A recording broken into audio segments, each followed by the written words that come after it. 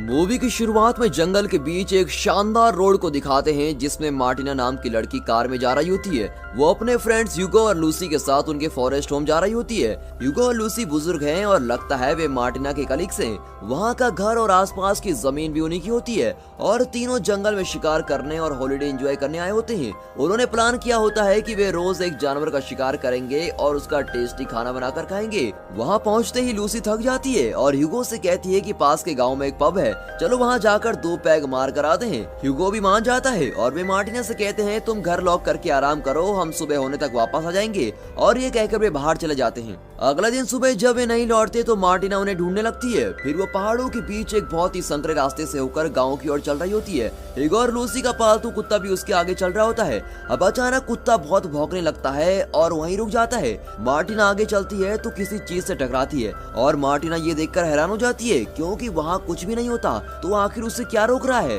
वो हाथ लगाती है तो पता चलता है कि उस स्पॉट पर एक इनविजिबल दीवार है जो आंखों को नहीं दिखती लेकिन बहुत ही मजबूत है। मार्टिना बहुत कोशिश करती है पर ना तो वो उसको तोड़ सकती है और ना ही उसे क्रॉस कर सकती। कुछ देर दम लगाने के बाद वो थक कर बैठ जाती है और थोड़ी देर बाद फिर कोशिश करती है और फिर बैठ जाती है। कुछ घंटे बाद वो घर वापस जाने का फैसला करती है और कुत्ते को साथ लेकर चल देती है। अगले दिन सुबह वो फिर उस रास्ते से चलकर जाती है। कहीं मैं पागल तो नहीं हो गई? शायद वहाँ कोई दीवार ही नहीं है, ये मेरा वहम ही होगा। इस तरह सोचकर वो फिर उस जगह पहुंच जाती है लेकिन अब भी वो उस जगह को क्रॉस नहीं कर पाती। उसे अब जरा डर लगने लगता है।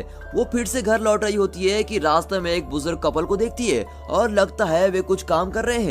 उन्हें देखकर मार्टिना को तसल्ली होती है और वो हेलो हेलो कहकर उन्हें पुकारती है। जब वो पास पहुंचती है तो वहाँ पर भी उसे कोई इनविजिबल चीज रोक रही होती है। लगता है यहाँ भी एक इनविजिबल दीवार है। इतना ही नहीं, उन दोनों बुजुर्गों को देखकर लगता है कि वे इंसान नहीं पुतले हैं। अब मार्टिना अपने बाइनोकुलर से उन्हें क्लोजअप में देखती है तो उसे लगता है कि वे इंसान ही हैं जो वक्त के किसी पल में रुक गए हैं और वहीं फ्रीज हो गए हैं।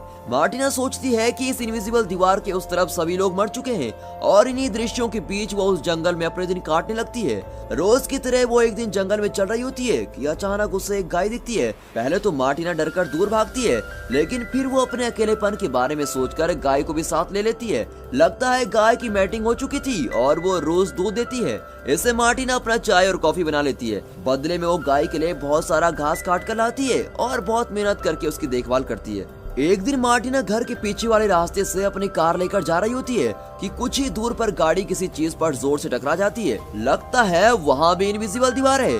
वहाँ से लगभग 20 फुट की दूरी पर एक और कार भी इसी तरह रुकी होती है। तब वो अंदाजा लगाती है कि इस इनविजिबल दीवार की थिकनेस लगभग 20 फुट है। अब आप ही बताइए इतनी मोटी दीवार को कैसे तोड़े या हटाएं? और ऐसी दीवार को आप कैसे तोड़ेंगे जो दिखाई भी नहीं देती और न जाने किसने इन्हें यहाँ लाकर रखा है? ये कहाँ शुरू होती है और कहाँ खत्म, इसका मार्टिना को जरा भी आइडिया नहीं होता।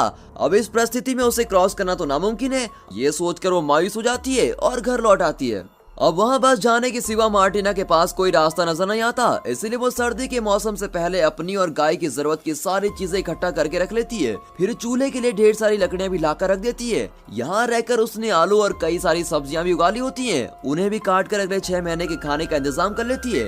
एक दिन वहाँ एक बिल्ली आ जाती है और मार्टिना उसे भी घर में रख लेती है लेकिन उसका सच्चा साथी उसका कुत्ता होता है और वो उसको बहुत प्यार करती है। कभी कभी वो जंगल में जाकर शिकार भी करती है। पहले दिन वो हिरन का शिकार करने की कोशिश करती है पर ठीक से एम नहीं कर पाती और घर लौट आती है। लेकिन अगले दिन वो फिर कोशिश करती है और इस बार उसका निशाना नहीं चूकता।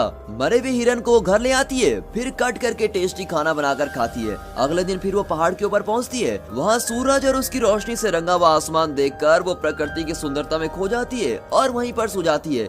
जब वो घर लौटती है तो बिल्ली का बच्चा हुआ होता है और इस तरह उसके दिन हफ्तों में और हफ्ते महीनों में बदल जाते हैं और उसकी जिंदगी जरा आराम से कट रही होती है। एक दिन अचानक तेज तूफान आता है और बर्फ भी गिरने लगती है। बिल्ली का बच्चा बेचारा बीमार होकर मर जाता है और मार्टिना दुखी होकर उसको दफना देती है। वो अपनी रोज की एक्सपीरियंसेस को एक डायरी में लिख रही होती है ताकि वो यहाँ की जिंदगी को भूल न पाए और बाहरी दुनिया से इस तरह कट कर रहते रहते उसे डर लगता है कि कहीं वो पागल न हो जाए। वहाँ एक ही डायरी होती है और उस डायरी के भर जाने तक ही वो लिख सकती है। जब उसकी डायरी भर जाएगी तो ये कहानी भी वहीं पर खत्म हो जाएगी। कुछ ही दिनों में बहुत ही कठिन जाड़े का मौसम आ जाता है। मार्टिना बेचारी अब घर में ही बंद पड़ी रहती है। खाने पीने की सारी चीजें घर पर होती है और वो रोज कुछ न कुछ पकाकर खा लेती है लेकिन वो कहीं बाहर नहीं जाती और सारा दिन घर के अंदर रहती है। इसी बीच गाय का बछड़ा होता है और मार्टिना डिलीवरी में गाय की मदद करती है और बड़ी मुश्किल से बछड़े को बाहर निकालती है। बछड़ा पैदा होता है और मार्टिना उसे भी संभालती है और किसी तरह जाड़े का मौसम बीत जाता है और मार्टिना घर पर ही रहकर तंग आ चुकी थी। अब उसकी डायरी में 25 मई लिखा होता है और मार्टिना लिखती है कि इस जंगल में रहते रहते लगभग 1 साल गुजर चुका है और इस बात की एनिवर्सरी मनाने में पहाड़ पर जाने वाली हूँ। फिर वो कुत्ते को लेकर पहाड़ पर जाती है और शाम तक वहाँ का दृश्य निहार रही होती है। जो हो गया सो हो गया, आज से मैं एक नई जिंदगी की शुरुआत करूंगी, ये सोचकर वो घर लौटती है और वो पहले जैसी मायूस नहीं होती और अपनी डायरी देखने लगती है। अब ऋतुओं का चक्र फिर एक बार शुरू होता है। गर्मी, बरसात, बसंत इत्यादि मौसम आते हैं और चले भी जाते हैं। फिर एक बार जाड़ों का मौसम आता है और मार्टिना उसका सामना आसानी से कर लेती है। फिर बसंत ऋतु आती है और तब मार्टिना एक सफेद कौवे को देखती है। वो जरा घबराया हुआ लगता है क्योंकि बाकी काले कौवे उसको भगा रहे थे। उसे देखकर मार्टिना को लगता है कि ये भी मेरी जिंदगी की तरह है, जो कि जंगल में अकेला है और पास की किसी भी चीज से उसका कोई संबंध नहीं। लेकिन फिर भी वो घबराकर भागा नहीं, बल्कि उसने जिंदगी के असली मतलब को समझा और उसे अपनाया। उस कौवे में अपनी सच्चाई को देखकर मार्टिना को उससे हमदर्दी होने लगती है। वो उसे खाना देती है और कुछ दिन यूं ही बीत जाते हैं और मार्टिना धीरे धीरे अपनी पुरानी जिंदगी भूलने लगती है।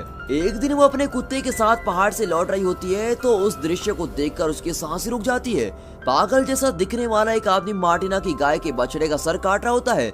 लगता है ये आदमी भी मार्टिना की तरह इनविजिबल दीवारों के बीच फंस गया है, लेकिन शायद वो मार्टिना जैसा सुलझा हुआ इंसान नहीं और यहाँ अकेले रहकर पागल हो चुका था। उस आदमी को ऐसी घिनौनी हरकत करते देख मार्टिना कांपने लगती है। उसका कुत्ता उस आदमी को अटैक करने जाता है, लेकिन वो उस पर कुल्हाड़ी चला देता है। ये देखकर मार्टिना पीछे के दरवाजे से घर में जाती है और अपनी बंदूक लेके आती है, लेकिन तब तक बहुत देर हो चुकी थी और बछड़ा मर गया होता है। मार्टिना के परिवार के दोनों सदस्यों को घायल करने वाले आदमी पर उसे बहुत गुस्सा आता है और वो उस आदमी को लगातार शूट करके मार डालती है।